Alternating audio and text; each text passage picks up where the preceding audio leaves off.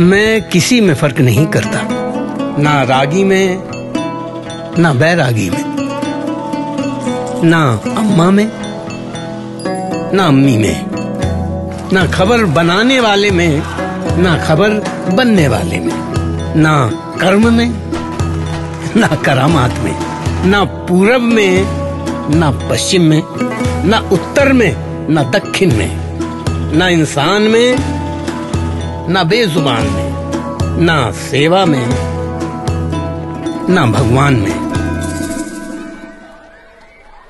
मैं पानी हूं, मैं किसी में फर्क नहीं करता। इसीलिए एस्ट्रल पाइप्स जो 25 सालों से समर्पित है साफ पानी पहुंचाने के लिए, बिना कोई फर्क किए, भारत का भरोसेमंद पाइप एस्ट्रल। नमस्कार, आप देख रहे हैं nature times world India news और मैं हूं सुमित जुनेजा और आज हमारे साथ हैं नवनियुक्त HoFF head of the forest force PCCF Shri Arijit Banerjee. आइए जानते हैं किस प्रकार सुशासन की सरकार में वनों और वन संरक्षण को लेकर कैसे प्रतिबद्ध है वन विभाग। नमस्कार सर, आपका बहुत बहुत स्वागत है सर। और आपको सबसे पहले आपको मैं बधाई देना चाहूँगा आपके नियुक्त हॉफ बनने की खुशी में। साथ ही सर मैं आपसे पूछना चाहूँगा कि वन्यजीव संरक्षण और पुनर्वास के लिए सर आपकी क्या योजनाएं हैं सर? देखिए, पुनर्वास का जहाँ तक सवाल है ये वॉलंटरी है, इसमें किसी को जोर जबरदस्ती हम कर नहीं सकते, हम करेंगे भी नहीं। हम काउंसलिंग कर सकते हैं, हम उनका पुनर्वास का जो प्रोसेस है उसको सरल बना सकते हैं। बट जिनका घर रिलोकेटेड होगा, जिनका गांव रिलोकेटेड होगा, उनको वॉलंटियर करना पड़ेगा। So that is the primary. पुनर्वास के लिए एट दिस मोमेंट फंड्स जो अवेलेबल है इस शुड बी सफिशिएंट। ऐसा तो नहीं कि सारे गांव एक साथ रिलोकेटेड हो जाएगा। सो ये सीक्वेंशियल प्रोसेस है।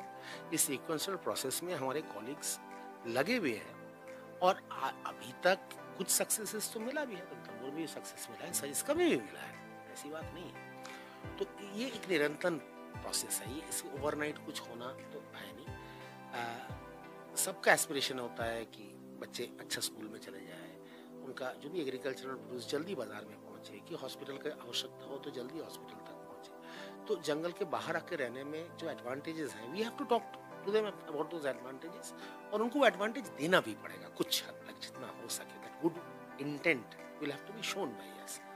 सो relocation is a complex and continuing process and we shall keep on working towards it.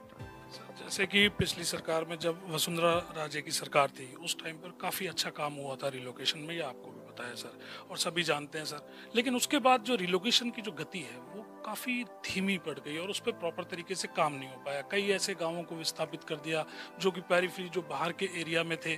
साथ ही साथ ऐसे गांव थे जिनके कुछ लोग तो पहले से ही शहर में रहते थे और जो बाकी के जो लोग थे वो कुछ जो है गांव को छोड़कर तो गए लेकिन वापस से वो लोग वहाँ आ गए। इस समस्या से किस तरीके से सर निपटे? समस्याएं तो ओवरऑल प्रॉब्लम सेट खुद ही बड़ा कॉम्प्लेक्स है ना। इन कॉम्प्लेक्स डायनामिक हम जितना टेक एनेबल्ड टूल्स का इस्तेमाल करेंगे उतना ही आसान होता जाता है। सो मैं तो ये चाहूँगा कि हमारे वाइल्ड लाइफ के कॉलीग्स आके बताएं कि उनको क्या क्या टेक्निकल टूल्स चाहिए। आज की तारीख में there is so much good tech available to identify places, to identify people and maintain a flawless record कि कौन गया, कौन नहीं गया, कहाँ से गया, क्या किया। तो हम टेक का इस्तेमाल बिल्कुल करना चाहेंगे, इसलिए किसी का प्रति किसी का प्राइवेसी इन्फ्रिंज करने के लिए नहीं, just to make the process transparent and accountable, that's all. Sir हाल ही में राजस्थान में सुशासन की सरकार आई है। वन मंत्री संजय शर्मा जी जो हैं वो भी बहुत ही उत्साहित हैं वन्यजीव संरक्षण में काम करने के लिए। तो ऐसा क्या सर इस तरीके से अगर इसके लेकर अगर अपन बात करते हैं तो बहुत सारे कंजर्वेशन रिजर्व राजस्थान में बनाए गए हैं, टाइगर रिजर्व भी घोषित हुए हैं। क्या केवल घोषणाओं से काम चलेगा या सर इसके ऊपर कोई योजना आपकी जो इसके लिए आगे इसको निर्धारित की जा सके जिससे इन पे सुचारू रूप से कार्य हो सके? देखिए, इस विभाग के ऊपर प्रशासनिक या पॉलिटिकल डायरेक्शंस वही रहा है कि do what is right, simple as that. Conservation reserves खूब सारे बने हैं जो अच्छी बात। अब एक तो कंजर्वेशन रिजर्व को डिलिनिएट करना, मार्क करना, नोटिफाई करना, that is one part of the exercise. Next is its development. Development कैसे कि again it is a land which has a potential, it has to be rewilded, it has to be restored. तो rewilding restoration के लिए जिस डिविशंस, forest डिविशंस के अंदर conservation reserves हैं, खेतरी है, बंसियाल है और भी है, वहाँ उनको साधनों का, संसाधनों का कमी नहीं रहेगी. बट उनसे जो हम अपेक्षा रखेंगे कि उनका जो रिस्टोरेशन रिवाइल्डिंग प्लान एकदम फोकस्ड होगा, उसमें सिविल वर्क्स कम से कम होगा. जहाँ दीवार कुछ बनाना है बिल्कुल बनाएंगे, वाटर होल्स, वाटर बॉडीज बना लेंगे, बट अननेसेसरी सिविल वर्क्स नहीं करेंगे.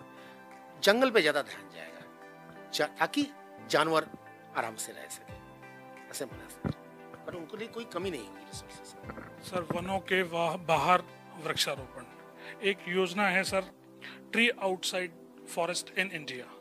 इसको लेकर आप सर क्या कहेंगे? साथ ही साथ अगर इसकी बात करते हैं हम, तो बाहरी क्षेत्र में जो हमारे यहाँ के स्थानीय पौधे हैं, स्थानीय प्रजाति हैं, उनके लिए कैसे कहेंगे? क्योंकि अभी तक सर विदेशी प्रजातियां ऐसी हैं जो बढ़ भी जल्दी जाती हैं, जानवर भी उनको नहीं खाते हैं और नुकसान भी बहुत पहुंचाती है. इसके बारे में आप क्या कहेंगे? राजस्थान का जो फ्लोरिस्टिक डाइवर्सिटी है, वो राजस्थान का नेचुरल हेरिटेज का एक बहुत महत्वपूर्ण कंपोनेंट है. अगर आप गौर से देखेंगे कि बेर हो, खींप हो, बुई हो, झाल हो, पीलू, कैर, लसोड़ा, ये सारे वाइल्ड में आता है. इनसे these are also sources of wild collected food, जो राजस्थान की खासियत है. इनका कल्टीवेशन नहीं, इनका प्रोपगेशन प्राइमरीली होता है थ्रू बर्ड्स और एनिमल्स. बुलबुल आप देखेंगे, कभी भरतपुर जाएंगे, जब पीलू में फूल आया है, फल आया हुआ है, सारा दिन पीलू में फल खा रहे हैं. अगर बेर का नया पौधा रेगिस्तान में दिख रहा है, वो संभवतः किसी लोमड़ी का या डेजर्ट कैट या जंगल कैट के माध्यम से वो बीज प्रोपगेट हुआ है. So the role of mesopredators, small animals and birds in conserving valuable indigenous species is unquestionable. जब हम conservation reserve बनाते हैं या दोनों नए प्रोजेक्ट में प्लांट माइक्रो रिजर्व्स का एक कॉन्सेप्ट है.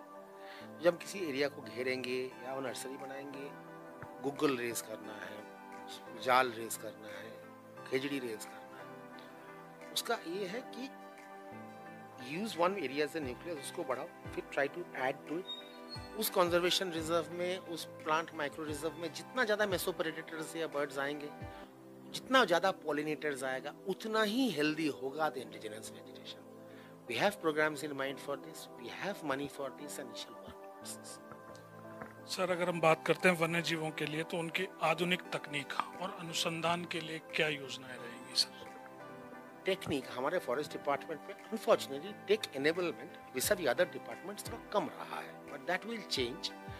The best of virtual reality and augmented reality when it comes to interpretation, the best of artificial intelligence and other mechanisms for stacks to ensure पहले तो unquestionable data entry points पे कोई question नहीं होगा. Each entry point, each layer will have to flow into that.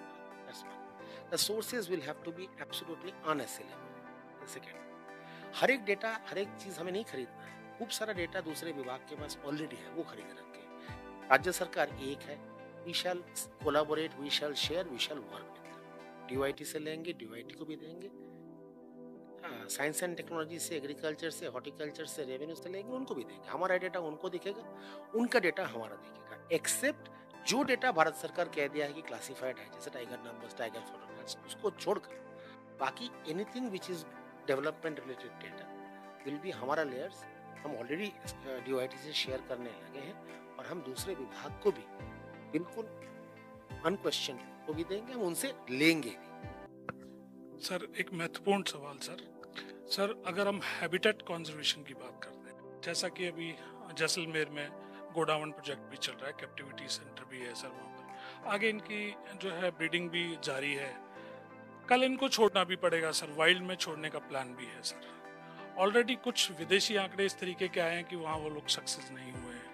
अगर habitat conservation की बात करते हैं, उनके संरक्षण की बात करते हैं, तो उस पर किस तरीके से कार्य करने की योजना सर आपकी रहेगी, जिससे कि गोडावण के लिए आगे सुलभ सुविधाएं हो सके।